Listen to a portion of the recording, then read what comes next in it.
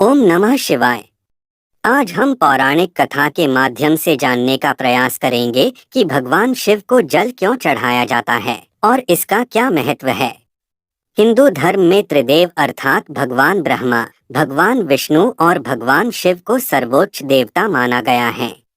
भगवान ब्रह्मा रचना करने वाले हैं, भगवान विष्णु पालन करने वाले हैं और भगवान शिव रक्षक और संहारकर्ता के रूप में जाने जाते हैं।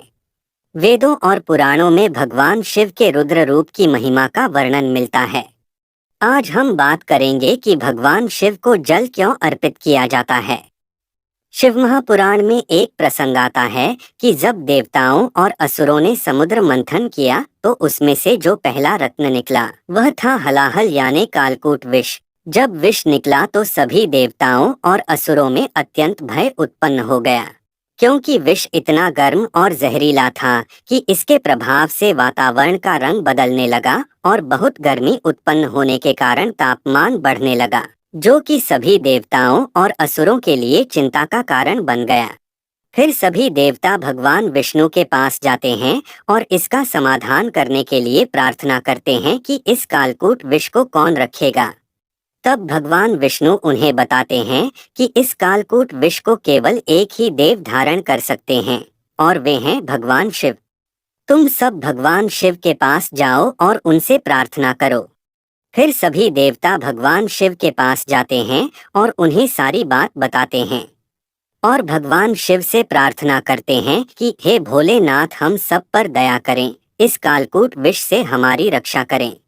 भगवान शिव बहुत ही भोले हैं और अपने भक्तों पर बहुत जल्दी दया करने वाले हैं, इसीलिए उनका दूसरा नाम भोलेनाथ है। वे देवताओं और असुरों के साथ साथ समस्त पृथ्वी लोक की रक्षा करने के लिए विष कलश को अपने हाथ में लेते हैं और कालकूट विष को पी लेते हैं, लेकिन विष को अपने कंठ से नीचे नहीं जाने देते हैं और अपने कंठ में ही रोक लेते हैं। समस्त देवता भगवान शिव की जय जयकार करने लगे। जब भगवान शिव विषपान कर रहे थे तो तभी विष की कुछ बूंदें धरती पर भी गिर जाती हैं, जिनसे कि जहरीले जीव सांप, बिच्छू और छिपकली इत्यादि का जन्म भी हुआ। इनमें से सबसे जहरीला जीव सांप है, जिसको कि भगवान शिव ने अपने गले में धारण किया।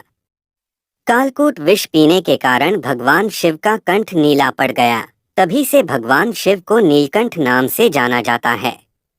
कालकूट विष पीने के बाद भगवान शिव के शरीर का ताप अत्यधिक बढ़ जाता है और उन्हें भयंकर गर्मी लगने लगती है।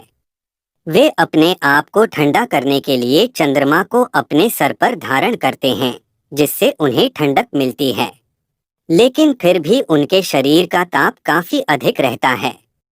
यह देखते हुए सभी देवता भगवान शिव को शीतल करने की बहुत कोशिश करते हैं, लेकिन भगवान शिव को शीतल नहीं कर पाते हैं। यह देखकर भगवान विष्णु तब देवराज इंद्र से कहते हैं कि हे इंद्रदेव, आप भगवान शिव के ऊपर अपनी निर्मल जलधारा प्रवाहित करें। भगवान विष्णु की आज्ञा पाकर देवराज इंद्र तब भगवान शिव के ऊपर जलधारा की अत्यधिक वर्षा करते हैं, जिससे भगवान शिव को अत्यधिक शीतलता मिलती है और भगवान शिव देवराज इंद्र पर अत्यंत प्रसन्न होते हैं और उन्हें आशीर्वाद देते हैं। फिर भगवान शिव के ताप को कम करने के लिए सभी देवता भगवान शिव के ऊपर दूध चढ़ाते हैं। फिर उनके मस्तक और शरीर पर चंदन और कुमकुम इत्यादि का लेप लगाते हैं।